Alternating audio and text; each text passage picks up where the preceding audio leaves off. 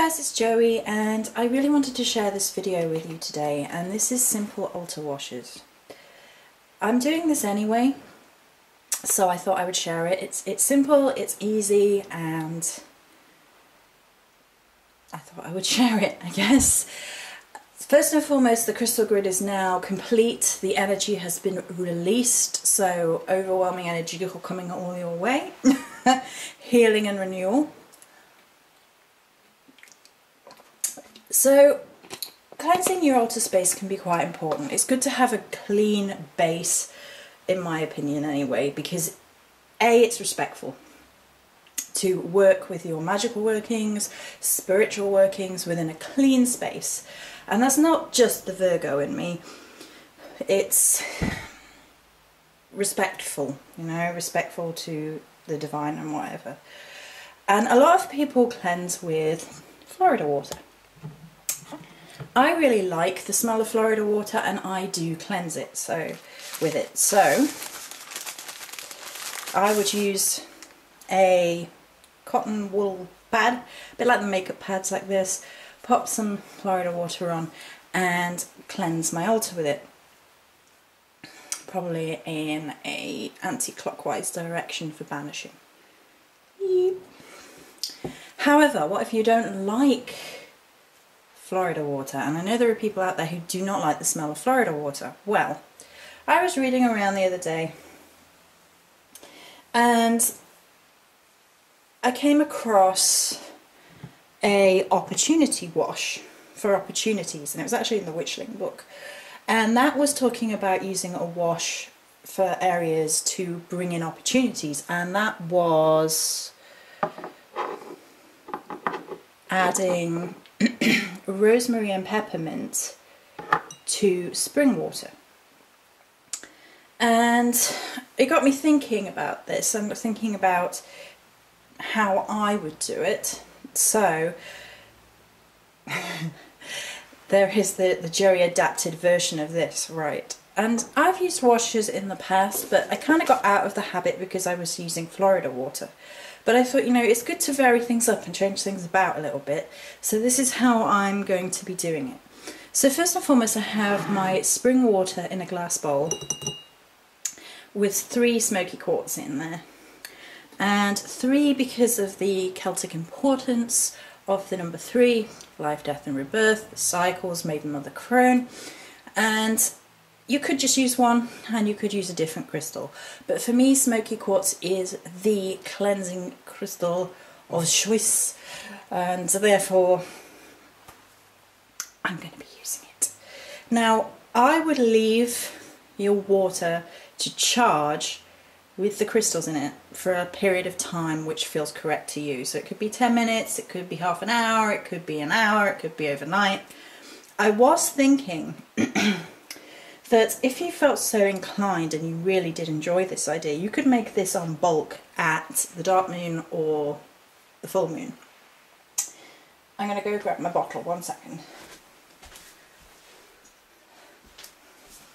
So this is a bottle that Sharon sent me, and if I felt so inclined I could make a whole host of this and pop it in here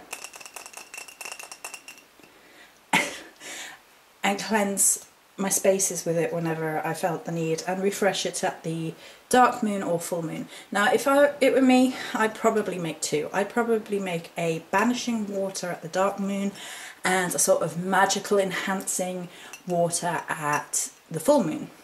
And for the banishing I would use probably smoky quartz, because it neutralizes all negative energies, energies within yourself, energies without, and transforms it into positive energy. It's the main energy of smoky quartz. And then for a magic amplifier, maybe amethyst. Amethyst would probably be really good. Or a citrine. Citrine's an energizing one as well. So then you're going to add some essential oils. Now, for me personally, once your water has been charging with smoky quartz or whichever crystal, I would remove them before adding any essential oil, just to make sure you don't damage any crystals or anything. Better safe than sorry. Right, so you could use the rosemary, like was suggested in the Witchling, but that was for opportunity. You could use a lavender and a sage, for example. You could use a eucalyptus. My eucalyptus is in the bathroom, so I put drops of it in my bath. What I'm going to use at this time of the year is going to be, excuse me, neroli and lime. Now, why? Okay, I want the citrusy flavours. I love the citrusy flavours of lime, particularly lime. Lime is my all-time favourite. And neroli, which smells like orange blossom, which is probably a close second. And where are my... One moment, I'm just going to grab my meanings for the essential oils. Okay, I was sure I brought it in with me, but... That's what you get for doing things first thing in the morning. Okay, so neroli is calm, joyful, peaceful. It brings an element of success. It's got energies of pure spirit, bringing light and joy and peace to the soul. It also connects to the higher self and the spiritual being. So for a spiritual space where you're going to be doing magic work, where you're going to be connecting with the divine, with the energies of the season, or however, it's a beautiful, uplifting fragrance that helps you connect to your higher self. And then lime is one of my all-time favourites.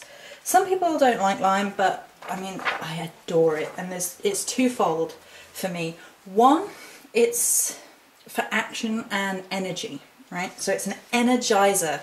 So it pumps you up and it lifts the whole energy of the space. And it's just like, you can do this, go, action, And the other side of it, which I adore, is that it's considered to be an essential oil of the spiritual warrior, helping you fight against all evil. Get rid of everything negative. So there you go. So you can use all sorts, you can use your favourite essential oil. So, you know, if your favourite essential oil isn't perhaps one you might think would be good for this, well, why not? If you resonate with that essential oil more than anything else, then it's going to connect you to your spiritual space. You may wish to cleanse with another one, or add a little bit of Florida water, I don't know. So, once you have charged your water, then you're going to add, you could add 1 drop or 3 drops of each. I'll just add 1 if I can. Oh no, okay, we're adding 4. This is why I need a proper dropper. A proper dropper! Some of them are a little bit more. 1.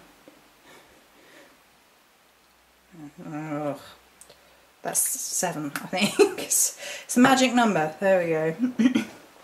Number of wizards. Okay, and then you're going to imbue and stir. Now, how you do this is entirely up to you. I would probably use my fingers for this. So just, and you can go clockwise or anti-clockwise. You can go anti-clockwise if you wanted to specifically banish, but I'm going clockwise. Coffee hasn't got to brain yet, because I want to empower the energies of the essential oils into the water itself. And then you could chant over it, you could hum, you could sing, you could fill it with your white light, however you best imbue something with your energies. And then, once it is finished, you can use one of your little, or a cloth. But I like the cotton wool pads, simple and easy. But if you had a cloth specifically for this, that would be fine too. And just cleanse, and then your space is clean, fresh, beautiful, smelling yummy, ready for spiritual or magical work. So this was simple and basic, but I thought it was a bit of fun and interesting to share. So that's it. Many blessings.